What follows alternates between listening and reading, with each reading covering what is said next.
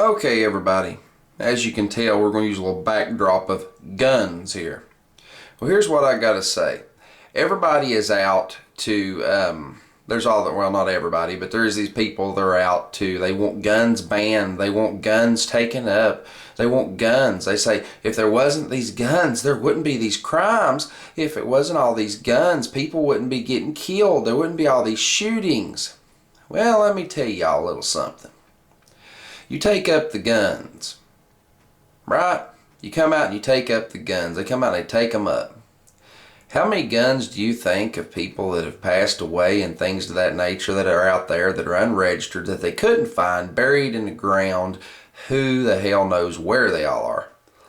There's no way they could physically take up all the guns. Okay, only thing they've done is disarmed the law-abiding citizen that wishes to defend himself. The criminals still have what? Guns. Lots of guns. So that means that everyone in the country that holds down a job, owns a car, owns a home, this, that, and the other, is now easy pickings for any criminal. So they just come into your house, stick a gun between your eyes, and tell you to give them everything that they want, because they know that you can't pull a gun and defend yourself. You know, they're no threat. They have the upper hand. They have the power. You know. So, but everybody wants to ban guns. Yeah.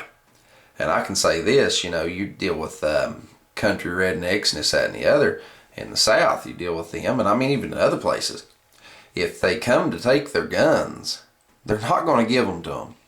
They might eventually get the guns when they run out of ammo. It's that sort of situation. You know, that is not the answer to what's going on. It's like, I'm not going to real touch on details here, but the shooting that happened last week with the poor children, you know, that's a very sad day. You know, poor defenseless little children. I mean, of all targets for one of these whack jobs to take, I mean, that's just very sad. You know, defenseless little children. But whenever he attacked this school, he also knew that there was no guns in the school. Nobody could shoot him. He could do as he pleased until he was done.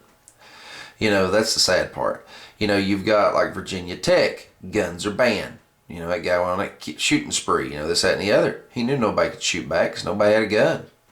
You know, you've got this guy that went in this movie theater and all this, that, and the other. Well, they figured that out. I forget how many movie theaters was within a short distance of his home, and showing the same movie at the same time of day, etc. Okay, you had this one particular theater which had no guns allowed. Guns were banned there. So, you know, it was kind of in his whack job mind. It was like, ding, ding, ding. Hey, I can go in there and I can shoot whoever the hell I want to, and they can't return fire. Nobody can shoot me. You know, I'm going there. You know, that's the thing.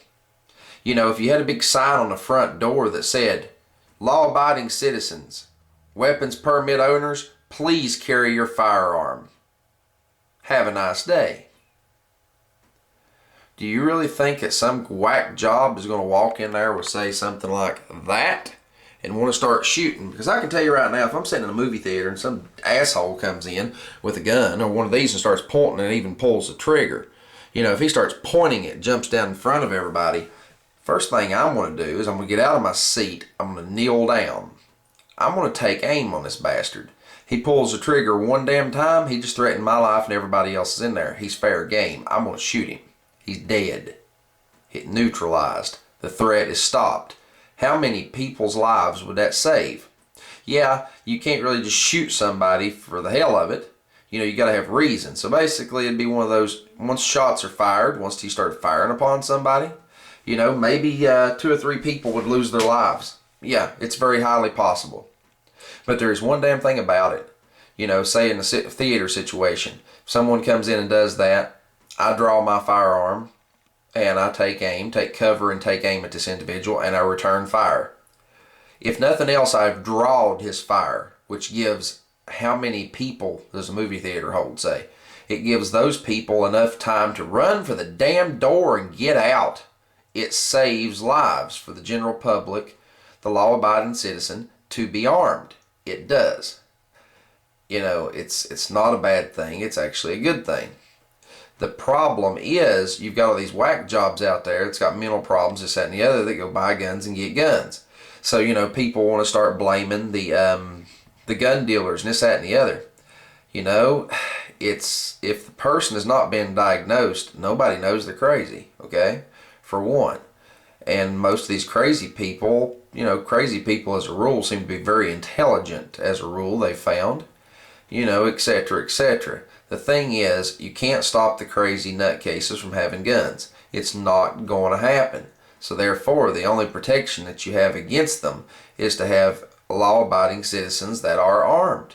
You know, we have the right in our Constitution to have and bear arms. You know, back in the day, it may, you know, people like to defend it or try to defend it or combat it or whatever you want to call it, however you want to look at it, saying it was to protect yourself from Injuns and to protect yourself from wild animals and things to this nature. Well, I hate to tell you, times have changed from where you have to worry about protecting yourself from a wild bear. Now you have to protect yourself from a meth head that is on a killing spree. Or a meth head that just wants your wallet and what's in it for some more dope, and he don't care to put a bullet in your head. You know, I mean, that's what you're defending yourself against. You're defending yourself against a society that the government has basically created. You know, the government, they act like they got this war on these drugs and this, that, and the other. You know, it's, you know, and all this crazy shit's going on. It's like they're against it and this, that, and the other. You know, I don't think they're as against it as much as you think they are. I think they want the population to dwindle. So, you know, what better way to get rid of the good people in the world and this, that, and the other. The druggies are going to kill over from doing the dope, and maybe they'll just take some people out along the way. It's kind of the way I think the government sees it. You know, but that's merely my view and nobody else's, I guess. But, you know, it's just like this school shooting that took place. The first thing you hear them talk about is, you know, for lack of better, find, you know, an assault rifle. Here we go. You know, here's some assault rifles, as they call them. You know that AR, like an AR-15, does not mean assault rifle. They labeled them assault rifle. It means automatic rifle. That's what AR stands for. Well, anyway, to make a long story short, you know, they're going on about his assault rifle. That individual, they found the assault rifle. If you actually read the news and everything, if you look, you know, I could probably provide a link, but I don't really see it's necessary. They found one in his car. He didn't use it. That was not what he used. He used pistols. That's what he used. He did not use one of these rifles that they're so quick to want to outlaw him because, oh, he used a rifle. He had a rifle. Yeah, he had one. He sure did. You know, hell, I've got a grenade in there. And in the other room, I've got a grenade. Is it live? No, but I own one, you know. It's kind of like that. You know, it's kind of like that gun. That gun done nothing. That gun was never fired in the whole incident. But automatically that gun gets blamed. You see what I'm saying? Because of what it is. You know, it's just like I got a grenade, you know. It has no powder, no nothing in it. No, it's a showpiece is what it is. It's got a hole drilled in the bottom of it. It's one of those, you know, paperweight type deals. Bought it at an Army surplus store years back. But you know, if I walked into a crowd of people with that thing in my hand, jerked a pin out of it, and started hollering crazy obby bobby shit, there is going to be some people freaked the hell out. You know? And that's kind of the situation with those guns. It's a status. It's just the people. They have got this false sense of being scared of something. That's just like, you know, being a law-abiding citizen, you know, armed. You know, I've had people see my firearm, you know, I go tow a car or whatever, and they see my pistol and they get, why do you need that for? What the, you know, they get real, you know, they start on a big offensive against me for having that firearm. I can tell you this, if you're a decent person, law-abiding citizen, this, that, and the other, and you don't try to literally like rob me or try to hurt me or threaten me with, you know, with a sword or, you know, say something to that nature, I'm not going to pull that gun on you. Because here's the thing, you pull a gun on somebody, you really have no choice but to use it and to kill them. Because a dead man can't testify. Even if someone comes up to you on the street and tries to mug you and rob you, sticks a gun to your head, and you can somehow manipulate your gun out of your holster and shoot them in the kneecap, you know, they're going to recover and sue you, and you're going for doctor bills, and the fact that they can't walk no more, and this, that, and the other, you're gonna lose everything you got. You're gonna give it to the criminal, and the criminal's gonna be living in your house while you're living in the cardboard box in the alley where he was living. You know, it's kind of like this. You know, if you have to defend yourself, finish it. Don't maim. Finish it. You know, it's just, and you know, that's part of this society. It's the way things are. But you know, everybody wants to. They want to ban these guns. That's okay. Go ahead, ban the guns. While you're at it, ban the automobile. All cars, crush them all. Every car, every truck, every transfer truck, every semi, everything that rolls on a road. Take it up and destroy it. We don't need them. Because cars kill people. Cars sure do. They kill people. When you get in a wreck, those cars will kill you. Same as a gun.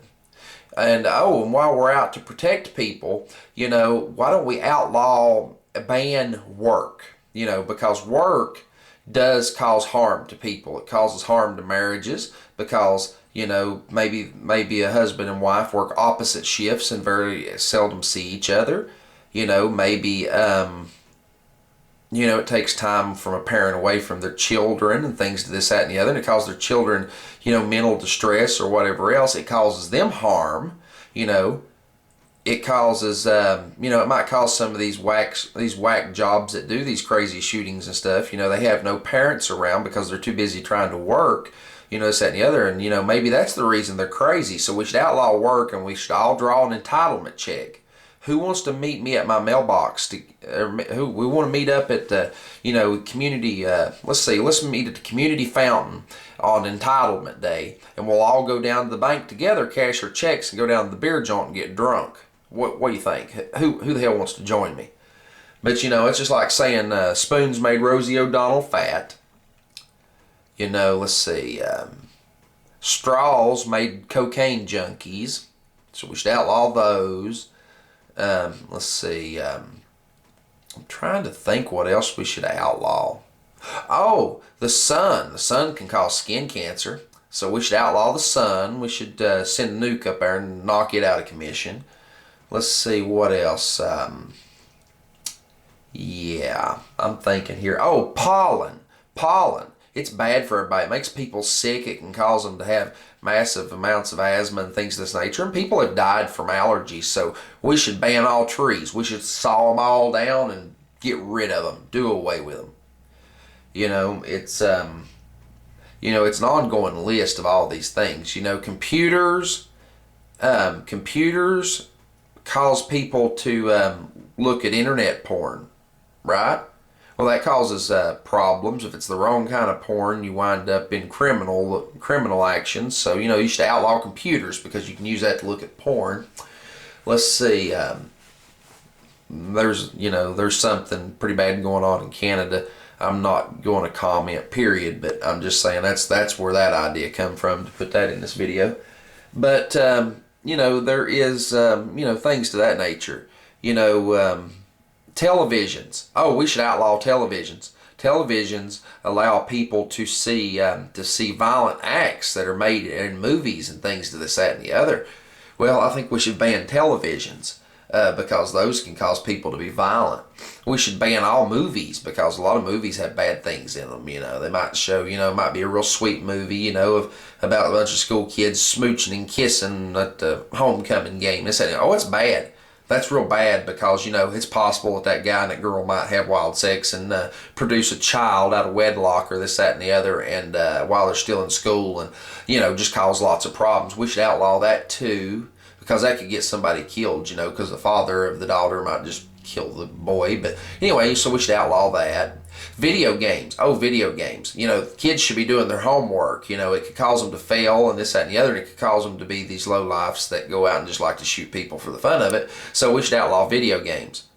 Okay, have I rambled on enough? Put your comments down here of what you think about this. But all I'm going to say is guns don't kill people. People kill people.